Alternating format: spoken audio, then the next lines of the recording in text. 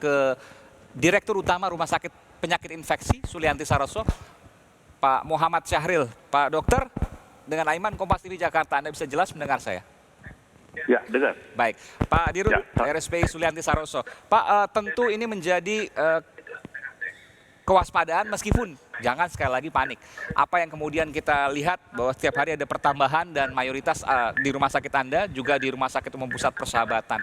Jadi kita baru mengetahui bahwa ada pasien dalam pengawasan yang tidak hanya berasal dari Jakarta tapi juga dari luar daerah. Betul demikian?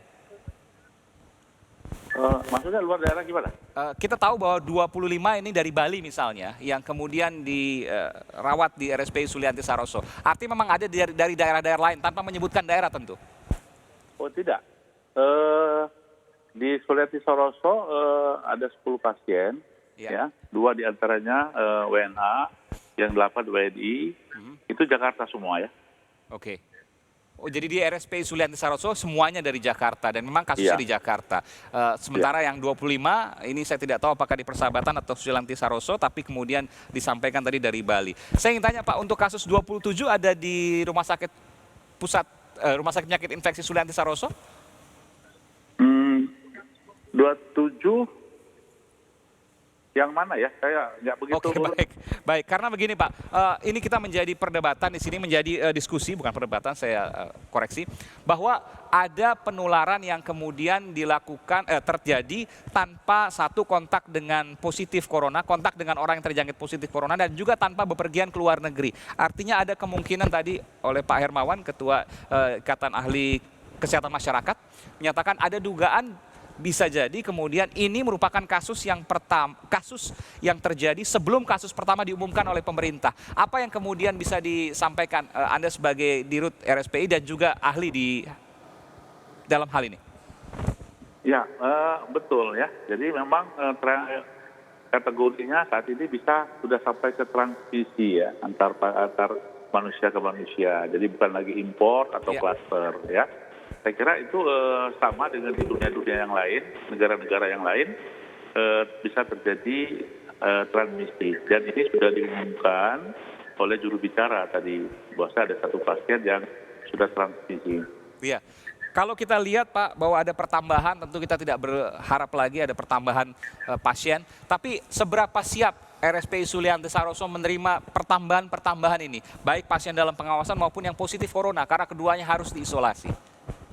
Ya, jadi saat ini 11 ruang isolasi ketat yang sudah disiapkan, sudah terisi 10, ya, dan kita sudah membuat skenario kedua apabila terjadi eskalasi, yaitu dengan penambahan 11 tempat tidur lagi, ya, di ruang isolasi lagi, dan apabila terjadi eskalasi lagi, kita sudah mempunyai skenario kedua dengan menambah sekitar 20 tempat tidur lagi untuk menampung pasien yang harus diisolasi.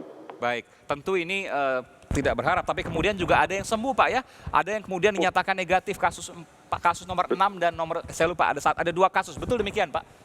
Betul, jadi kasus nomor 3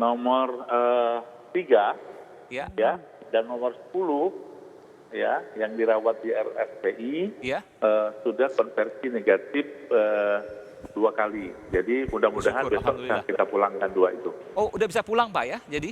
Iya, udah bagus karena keadaan umumnya baik dan tidak ada lagi gejala-gejala yang mengkhawatirkan. Oke, ini informasi bagus dan informasi yang paling akhir disampaikan oleh Pak Dirut. Jadi nomor 3 dan nomor 10 sudah dinyatakan negatif, sudah bisa langsung kembali pulang hari ini apa besok Pak?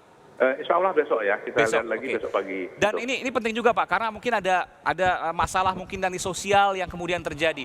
Tidak perlu ada khawatir sedikit pun karena sudah kemudian dinyatakan negatif. Betul, betul. Jadi pasien ini sudah lewat masa inkubasinya, ya, dan keadaan umumnya pasien ini bagus ya, dan tidak ada gejala-gejala sakit lagi, dan laboratorium sudah negatif 2 kali. Jadi, 2 kali negatif.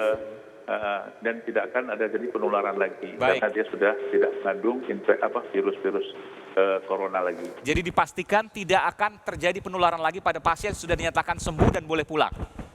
Ya, jadi harapannya mereka sudah bisa bersosialisasi juga kepada masyarakat dan masyarakat tidak perlu khawatir lagi terhadap penularan dengan pasien yang sudah kita nyatakan sembuh ini.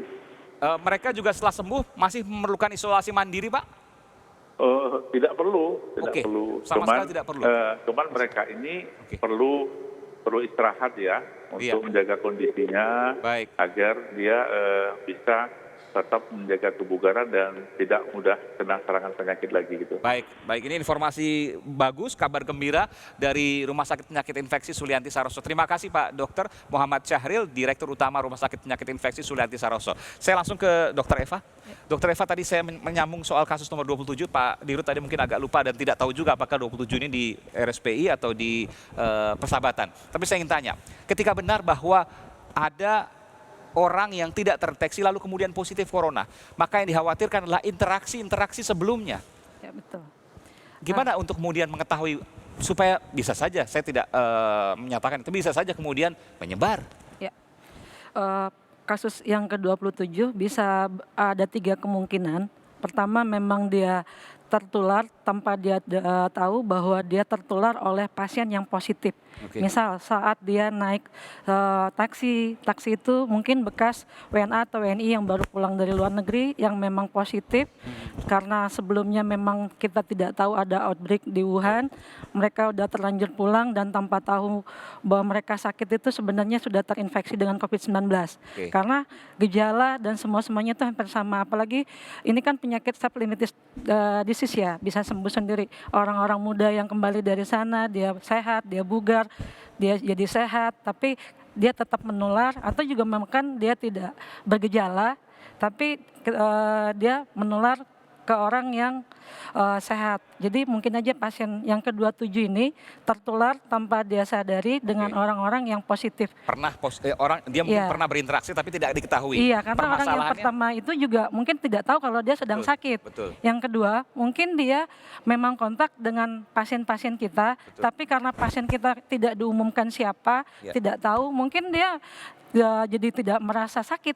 Yang harus dia juga jadi perhatian adalah pada saat dia kemudian terinfeksi, katakanlah dia virusnya itu ada di tubuhnya dia, selama beberapa hari atau mungkin beberapa pekan dia kan pasti keliling, dia berinteraksi. Bagaimana mengetahui itu sehingga kita bisa menutup kemungkinan bahwa atau memperkecil kemungkinan ada penularan-penularan lain yang terjadi dari pasien nomor 27 yang tidak terdeteksi sebelumnya?